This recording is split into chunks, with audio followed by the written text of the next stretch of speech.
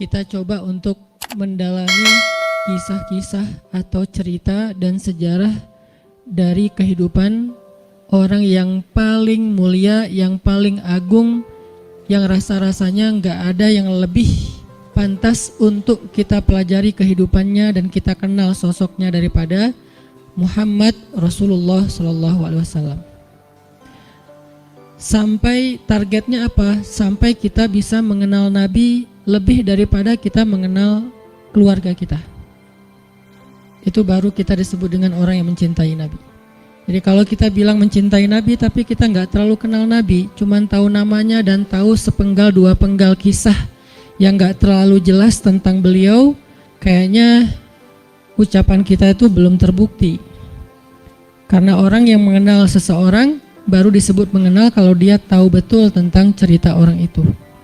Misalnya kita mengatakan saya kenal fulan, saya sahabatnya fulan, apalagi sampai mengatakan saya mencintai fulan.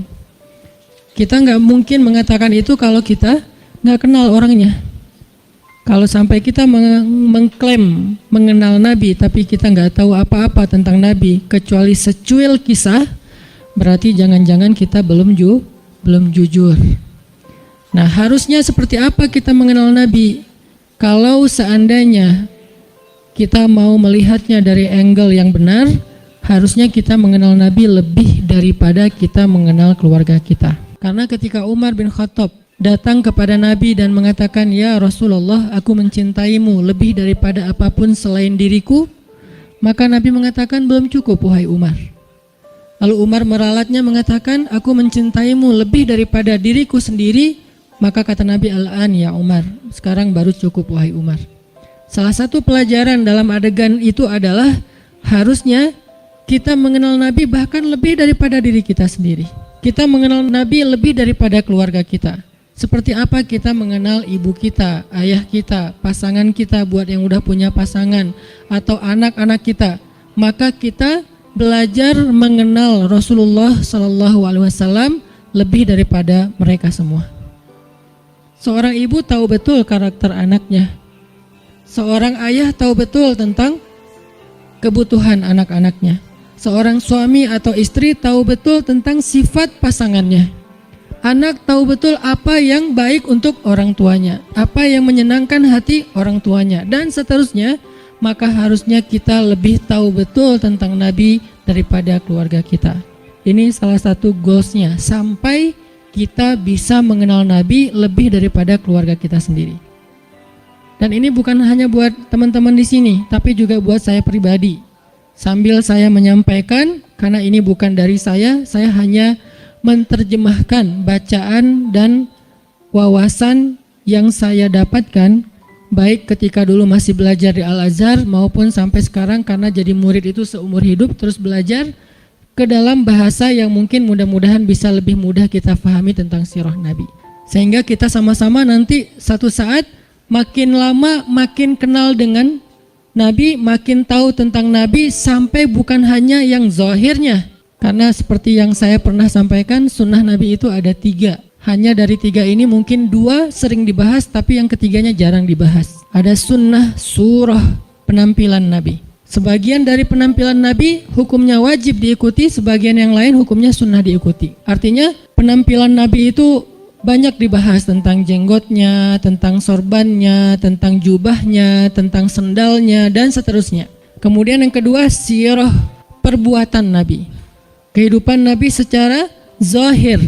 Cara tidur Nabi, cara berdiri Nabi, cara jalan Nabi, sikap Nabi, marah Nabi, dan seterusnya. Sirah aktivitas Nabi, termasuk jihadnya Nabi, dakwahnya Nabi, kehidupan pribadi beliau, kehidupan keluarganya, kehidupan masjidnya, kehidupan tetangganya, kehidupan masyarakatnya, dan seterusnya. Sirah itu banyak dibahas dan sekarang pun kita sedang membahas itu. Tapi ada satu hal yang jarang dibahas, sarirahnya Nabi. Jadi ada surah, ada sirah, ada sarirah, perasaan Nabi. Apa yang membuat Nabi bahagia, apa yang membuat Nabi sedih, apa yang membuat Nabi berkenan, apa yang membuat Nabi nggak suka, apa yang membuat Nabi sakit hati, apa yang membuat Nabi berkesan di dalam hatinya, gimana Nabi memaafkan kesalahan orang lain, apa yang membuat Nabi malu, apa yang membuat Nabi marah. Semua itu masuk dalam kategori sarirah.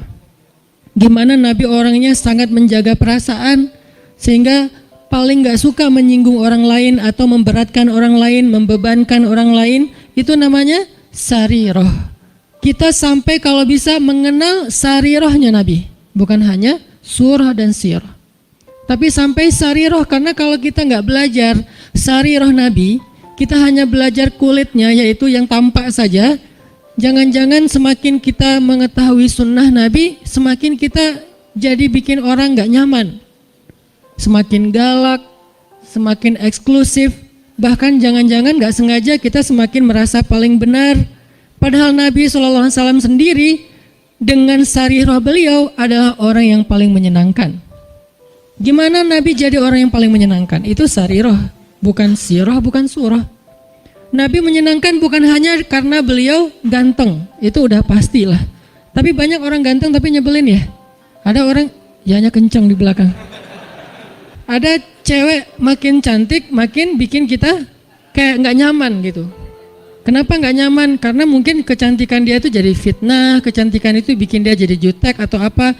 Ada orang secara fisiknya hampir bisa dibilang sempurna, dia fisiknya keren, tapi karena sarirahnya, mentalnya, perasaannya itu nggak humble sama orang lain, akhirnya kita juga nggak nyaman bareng dia. Makanya ada orang memilih pasangan walaupun yang tampak duluan itu fisik, tetapi kadang-kadang ada orang yang kayaknya pasangannya biasa banget, tapi dia kayak happy banget sama orang itu. Kenapa? Karena cocok secara karakter. Nah artinya mungkin kita wawasan tentang Nabi itu bagus, surahnya kita mencontohkan Nabi itu hampir sempurna, karena nggak ada yang sempurna Nabi pastinya. Cuman kok nggak bisa bikin orang nyaman? Jangan-jangan kita tahu banget surah, belajar banyak sirah, tapi hampir kurang aware tentang sarirahnya Nabi, perasaan Nabi. Ada hadis ketika Nabi menyampaikan hadis itu nyaman didengar. Ketika kita yang ngomongin hadis yang sama, kok jadi bikin orang gak suka, jadi bikin orang sedih gitu. Jangan-jangan bukan teks hadisnya. Hadisnya sahih, bahkan mutawatir, Bukhari, Muslim.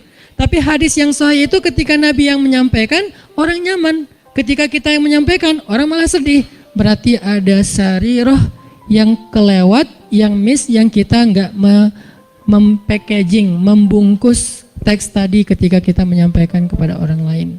Nah kita pengen belajar kehidupan Nabi itu bukan hanya yang tampak, tetapi kita pengen mendalami dari sisi-sisi sarirahnya.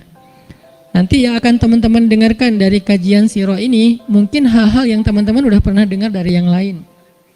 Karena kajian sirah itu banyak ustadz-ustadz yang menyampaikan. Apalagi kalau teman-teman ngerti bahasa Arab, buka di YouTube dicarinya pakai bahasa Arab, itu akan lebih dahsyat lagi. Cuman kenapa kok tetap perlu mendengar? Mungkin kalau pelajarannya sama, refresh, recharging iman. Kalau enggak, maka pasti ada angle yang berbeda. Objeknya sama, kejadiannya sama, peristiwanya sama, tapi ibrahnya berbeda. Kenapa ibrahnya berbeda? Karena interpretasi dan sudut pandang berbeda. Kok bisa kayak gitu? Karena semua tentang Nabi itu adalah mutiara.